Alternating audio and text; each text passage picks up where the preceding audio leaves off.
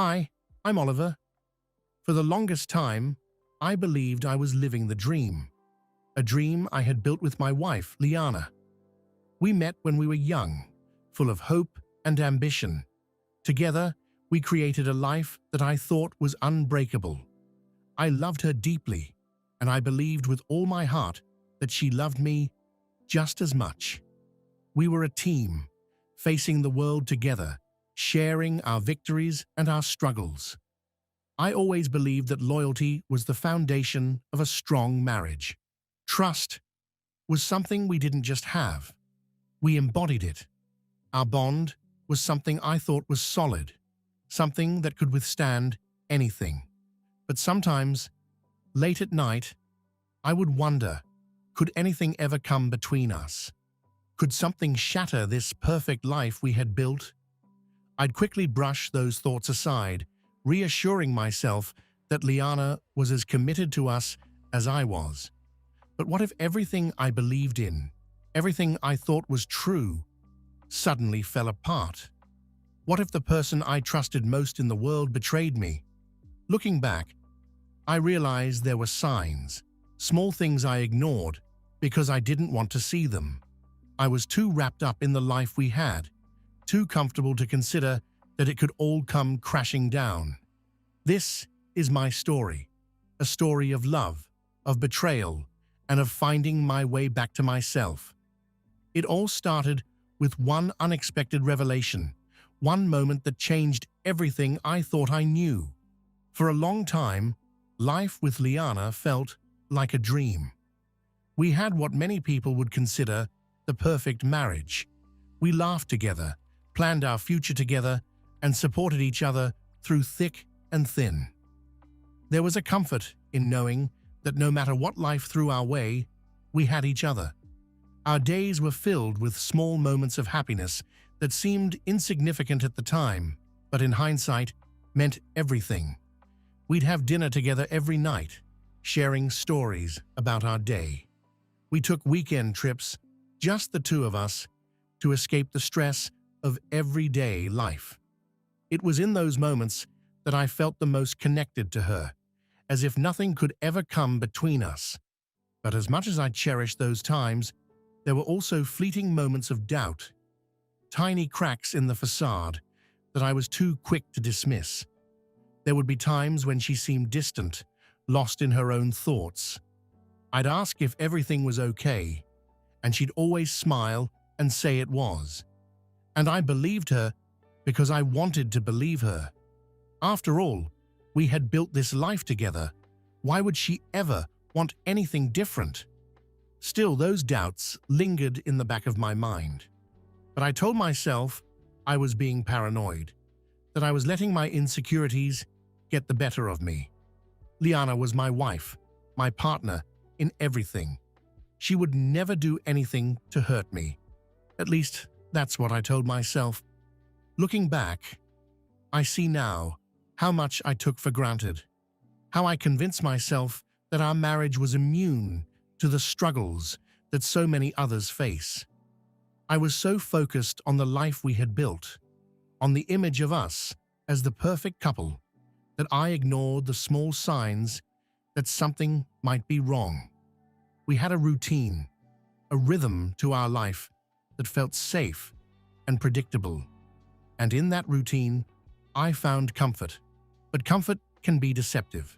It can lull you into a false sense of security, making you believe that nothing can touch you, that nothing can break what you have. I was wrong, very wrong. That sense of security, that illusion of a perfect life, was about to be shattered in a way I never saw coming. And when it did, it would leave me questioning everything I thought I knew about my life, my marriage, and myself. It's strange how life can change in an instant.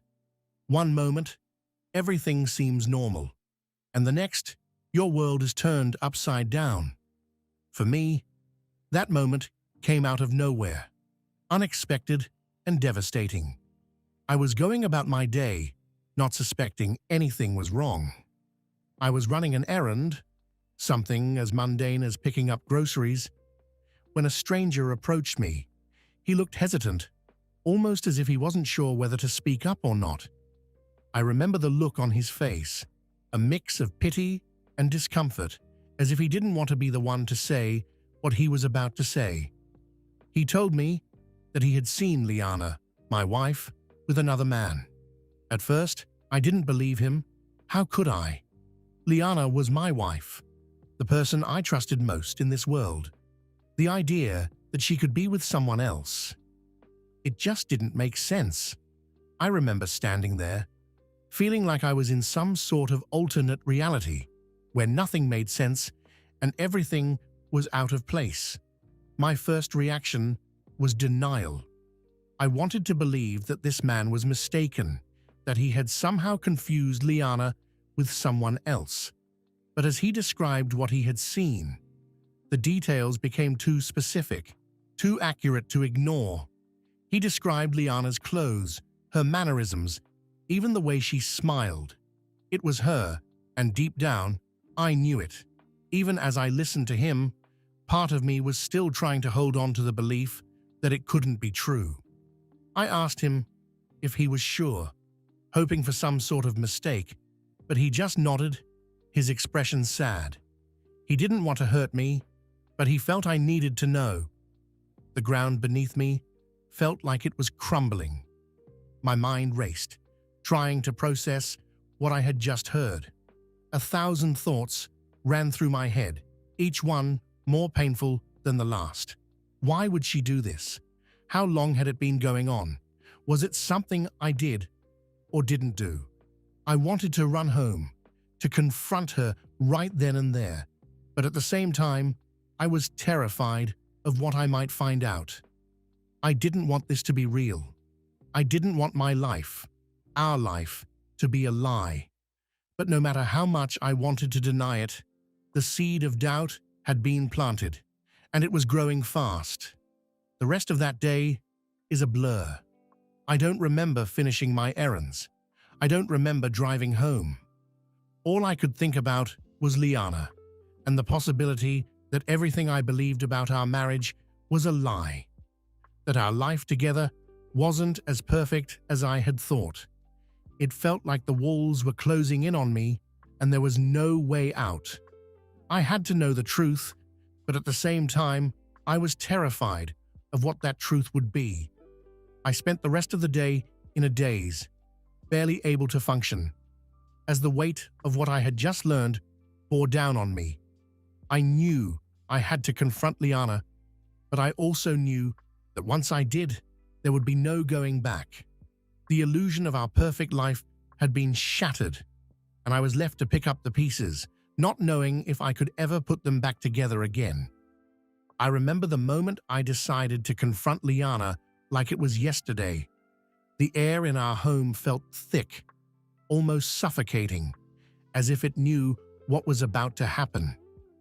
I could hear my heart pounding in my chest, each beat echoing the dread that was building inside me. The day had turned into night, and the darkness outside seemed to seep into the room, mirroring the darkness that was slowly enveloping my soul. Liana walked through the door, smiling at me like she always did, as if nothing was wrong. She looked so normal, so much like the woman I had loved for years. But now, everything about her seemed foreign, like I was looking at a stranger who held the power to destroy me with just a few words. As she set down her things, I knew I couldn't wait any longer. The words were bubbling up inside me, threatening to explode. I could feel the tension in the room growing with each passing second. My hands were trembling, my throat dry as sandpaper. I tried to find the right words, but how do you ask the love of your life if she's been unfaithful? How do you shatter the illusion of everything you've ever believed in? Liana, I finally managed to say, my voice barely above a whisper. She looked up at me, her eyes full of concern, and for a moment I almost backed down. But the pain and anger boiling inside me wouldn't let me. I need to ask you something, and I need you to be honest with me. She frowned, the worry on her face deepening. "Of course, Oliver. What's wrong?" I felt a tear escape down my cheek, but I didn't bother to wipe it away. "Is there someone else? Liana? Are you seeing someone else?" The words hung in the air like a storm cloud, heavy and threatening to burst. The silence that followed was the longest of my life. She didn't answer immediately, and in that moment, my heart shattered into 1,000 pieces. Her hesitation told me everything I needed to know. The truth was right there, staring me in the face, but I still wasn't ready to accept it.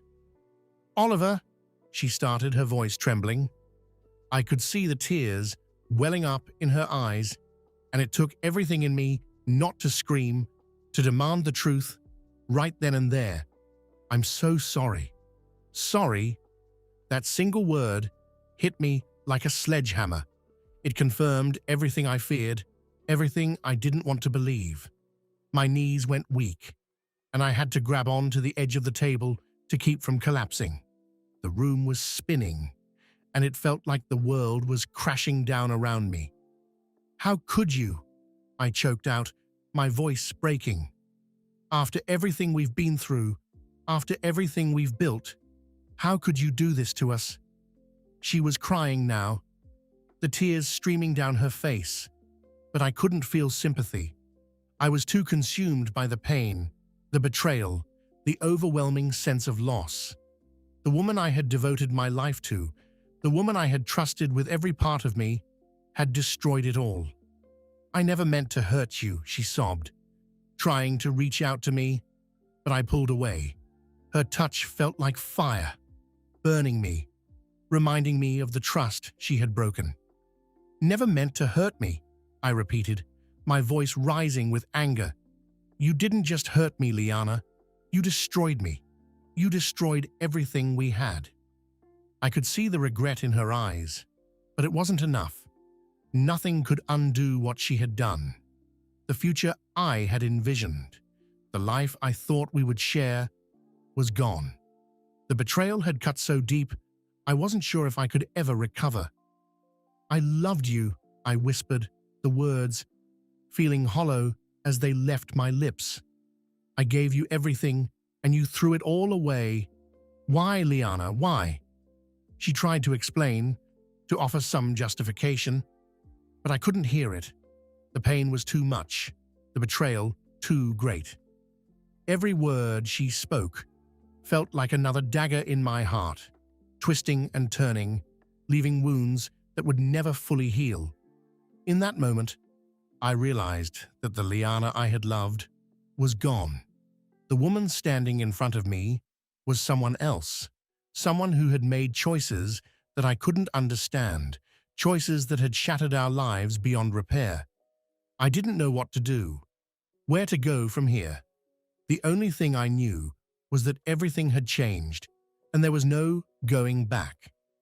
The darkness of that night swallowed me whole, leaving me lost in a sea of pain and confusion.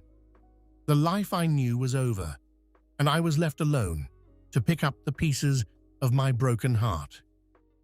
After that night, everything in my life felt like it was unraveling. I couldn't escape the pain, the constant reminder that the woman I had devoted my life to had betrayed me in the most devastating way. But more than the pain, there was something even more insidious eating away at me: doubt. In the days that followed, I couldn't stop questioning myself. I replayed every moment of our marriage, every conversation, every decision, wondering where I had gone wrong. Was it something I said, something I didn't say? Was I not enough for her? These thoughts consumed me, day and night, gnawing at the edges of my sanity. I'd look at myself in the mirror and barely recognize the man staring back. I saw a broken version of myself, someone who had failed in the most personal, intimate way possible. My self-esteem, once strong and secure, was crumbling into dust. I started to question everything about myself, my worth as a husband, as a man. If Liana could so easily replace me, what did that say about me? I began to internalize the betrayal, as if her actions were somehow a reflection of my own inadequacies. The confidence I once had was shattered. I started doubting my decisions, my judgment, and even my ability to see the truth. I kept asking myself, how could I have missed the signs? How could I have been so blind? It wasn't just the betrayal that hurt. It was the realization that maybe I wasn't the man I thought I was. Maybe I wasn't good enough. These thoughts became a loop in my mind, playing over and over again until I couldn't escape them. Every little flaw, every mistake I'd ever made in our marriage seemed magnified 100-fold. Even the simplest things became a struggle. I'd go to work, but my mind wasn't there. I'd try to focus, to push the pain away, but it was like a shadow that followed me everywhere I went. I felt like I was living in a fog, disconnected from everything and everyone around me. And then there was the fear that this wasn't just a one-time thing. What if I was destined to be alone? What if I was unlovable? I started to believe that I didn't deserve love, that maybe Liana had seen something in me that I was too blind to see in myself, that I wasn't worthy of loyalty or commitment. These doubts began to seep into every aspect of my life. I stopped reaching out to friends, stopped doing the things I enjoyed. I withdrew into myself, ashamed of the man I had become. I was embarrassed to admit to anyone how much I was struggling, how deeply Liana's betrayal had cut me. I didn't want people to see how broken I was, how much of my identity had been wrapped up in being her husband.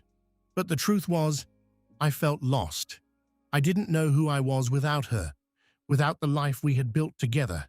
The foundation of my world had crumbled, and I was left standing in the ruins, unsure of how to rebuild or even if I could.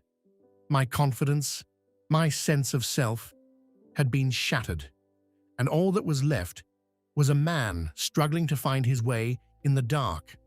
I was haunted by the question, what if I'm not enough? It was a question I didn't have an answer to, and it terrified me. The man I used to be, the man who believed in love, in loyalty, seemed like a distant memory. I wasn't sure if I could ever find him again. After the initial shock and the endless spiral of self-doubt, I found myself standing at a crossroads. The question of whether to stay and try to salvage what was left of my marriage or to leave and start anew consumed me.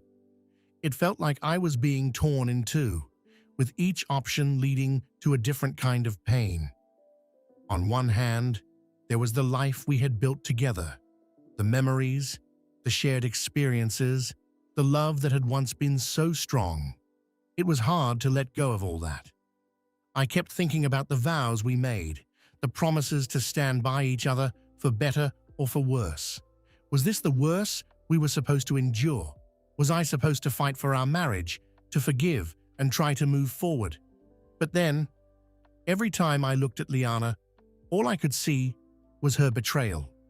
The image of her with someone else haunted me, a constant reminder that the trust we had was shattered.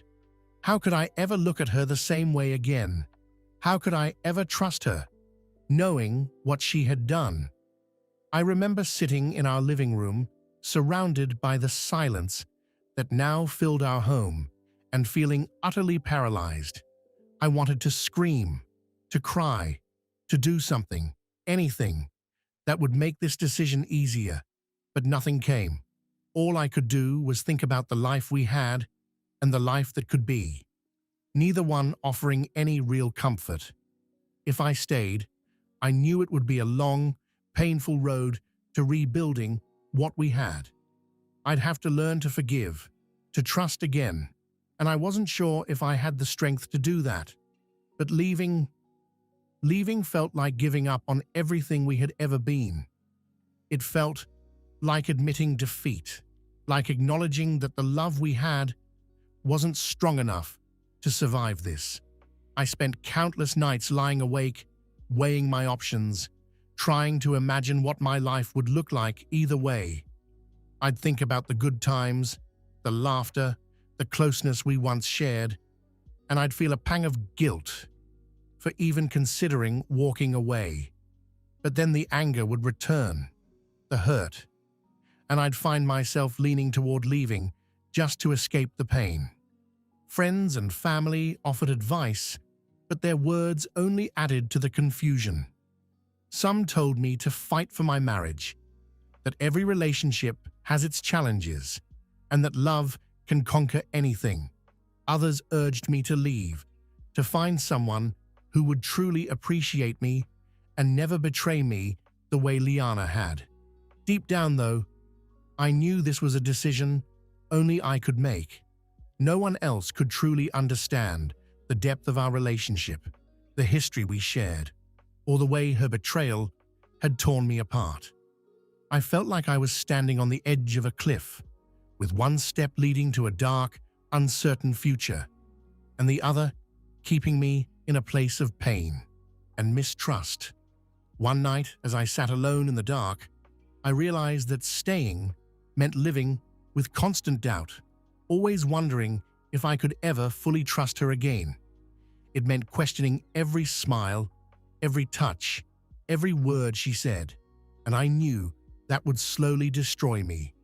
On the other hand, leaving meant walking away from the life we had built, but it also meant giving myself a chance to heal, to find peace, and maybe even to start over. It wasn't a decision I made lightly, and it wasn't a decision that came easily, but in the end, I knew that staying would only prolong the pain, keeping me trapped in a cycle of mistrust and heartbreak. Leaving, as terrifying as it was, seemed like the only way to give myself a chance to heal, to rebuild my life on my terms. So, I made the decision to leave. It was the hardest thing I've ever done, but deep down, I knew it was the right choice. I knew that staying would mean losing myself in the process, and I wasn't willing to do that. It was time to let go, to walk away from the life I thought I knew, and to start the painful but necessary journey of finding myself again. After I made the decision to leave, I found myself in a place I had never been before, completely alone. The life I had known was gone, and the future seemed like a vast, empty void. I was adrift, without any sense of direction or purpose. I knew I couldn't go through this alone, but reaching out for help felt like admitting weakness, something I wasn't used to doing. But the weight of everything I was carrying was too much for one person to bear. I needed to talk to someone, to share the burden of my pain, even if it meant exposing the raw, broken parts of myself. So, I reached out to a few close friends, men I trusted, men who had been there for me in different stages of my life. The first time I spoke about what had happened, it was like opening a floodgate. I didn't hold back. I told them everything: the betrayal, the doubts, the decision to leave. It was hard, harder than I expected to say the words out loud. But as I spoke, I felt a strange kind of relief, like I was finally letting go of some of the pain that had been consuming me. Their reactions were exactly what I needed. They listened without judgment, without trying to fix things or tell me what I should do.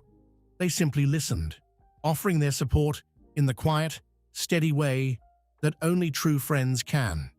They didn't offer platitudes or try to downplay what I was going through. They acknowledged my pain, my anger, and my confusion, and in doing so, they validated everything I was feeling. There was something profoundly comforting in that. Just knowing that I wasn't alone, that there were people who cared about me, who were willing to stand by me through this, made all the difference. It didn't solve my problems or take away the pain, but it gave me the strength to keep going.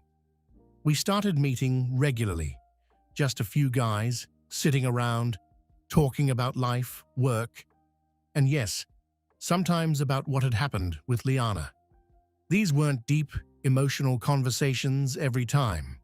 Often, we'd just share a few beers, talk about the latest sports game, or reminisce about old times. But those moments of normalcy were exactly what I needed. Through these conversations, I realized how important it was to have that brotherhood, that sense of camaraderie. We weren't just talking about my situation. We were connecting on a level that went beyond words. These men who had known me for years reminded me of who I was before all of this. They helped me see that I was more than just the man who had been betrayed. I was still Oliver, still the person they respected and cared about. Their support became my lifeline. Whenever I felt overwhelmed, whenever the doubts and pain started to creep back in, I knew I could reach out to them. They were there to pull me back when I started to sink too deep into my own thoughts. They were there to remind me that I wasn't alone in this, that I didn't have to face it all by myself. And slowly, with their help, I started to rebuild. It wasn't just about getting through each day anymore. It was about finding myself again, reconnecting with the person I had been before the betrayal. I started to see that my worth wasn't tied to what had happened, that I could stand on my own, with or without Liana. These friendships, this brotherhood, gave me the strength to move forward. They showed me that even in the darkest times, there's light to be found in the people who stand by your side. They reminded me that I still had a life to live and that I didn't have to do it alone. And for that, I will always be grateful. The decision to leave and the support from my friends were just the beginning. What lay ahead was the long and difficult road to healing, a journey that would force me to confront my pain, my doubts, and ultimately rediscover who I was without Liana. At first, the days blurred together, each one a struggle to get through. The routine of everyday life felt hollow, like I was just going through the motions. But I knew I couldn't stay in that place forever. I had to find a way to move forward, to rebuild the pieces of myself that had been shattered. It started with small steps. I forced myself to get up every morning, to keep going to work, to do the things that needed to be done. It wasn't easy, and there were days when I just wanted to stay in bed, to shut out the world and drown in my own misery. But I didn't let myself give in to that.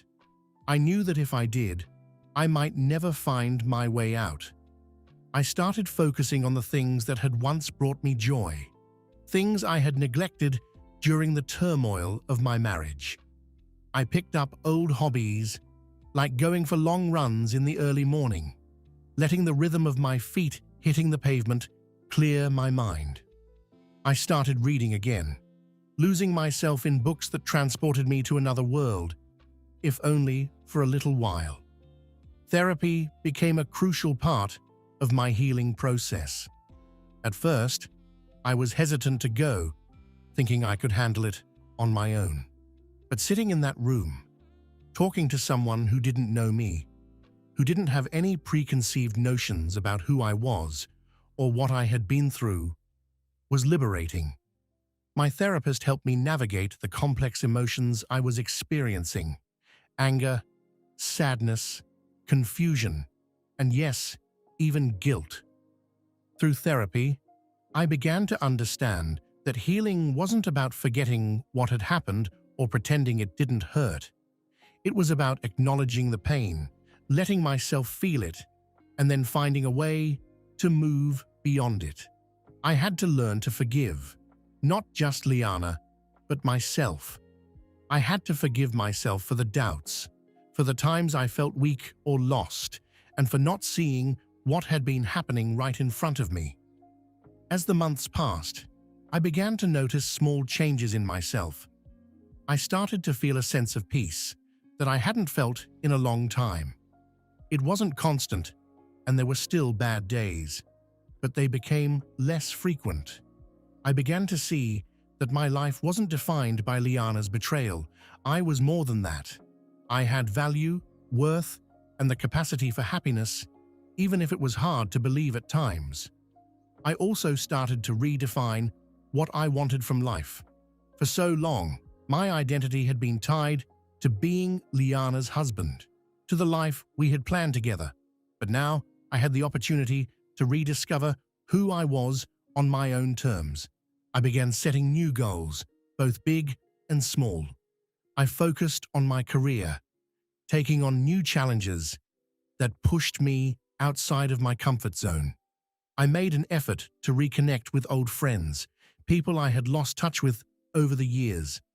One of the most important realizations I had during this time was that healing isn't a linear process. There were days when I felt strong, like I was finally moving forward, and then there were days when the pain would come crashing back down, reminding me of the wounds that were still healing. But each time, I got back up, determined to keep moving forward. I learned to be kinder to myself, to allow myself the space to feel whatever I needed to feel without judgment. I stopped expecting myself to be over it by a certain time. Instead, I embraced the journey no matter how long it took. And in that journey, I began to rediscover parts of myself that I had forgotten.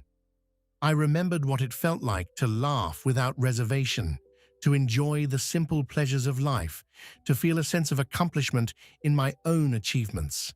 I was rebuilding piece by piece, and with each step, I was becoming more whole. The road to healing was long and difficult, but it was also transformative. It taught me that I was stronger than I ever knew, that I had the ability to overcome even the darkest of times. And most importantly, it taught me that I could find happiness again, not in someone else, but within myself. As I continued on my journey of healing, I slowly began to rebuild my life.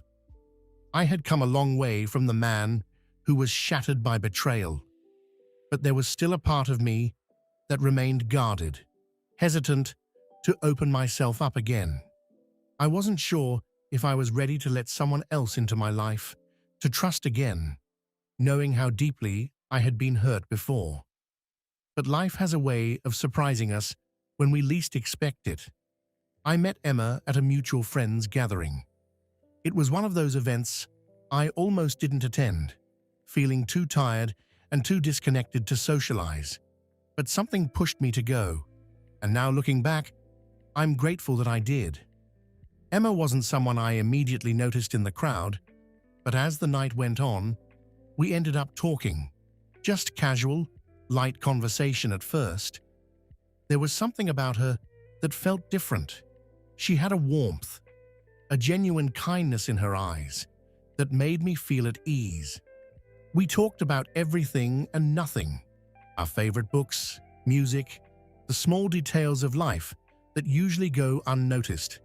It was easy, effortless, and for the first time in a long time, I found myself enjoying the moment without the shadow of my past looming over me. As the night came to an end, we exchanged numbers more out of politeness than anything else, or so I thought. But as the days went by, I couldn't stop thinking about her. I wasn't sure if it was loneliness, a desire to fill the void that Liana had left, or if there was something more. Cautiously, I reached out, and we started seeing each other. At first, I was hesitant, constantly questioning my own motives. Was I ready for this? Was it fair to Emma, knowing that I still carried the scars of my past? But each time we met, my doubts slowly began to fade. Emma wasn't Liana, and this wasn't the same as before. This was new, uncharted territory, and I had to allow myself the space to explore it without the baggage of what had happened before. Emma had a way of making me feel safe, understood, Without ever prying into my past, she knew I had been through something painful, but she didn't push me to talk about it. Instead, she gave me the space to open up when I was ready, and that made all the difference. With her, I didn't feel the need to put on a brave face or pretend that I was completely healed. I could be myself, flaws, doubts, and all.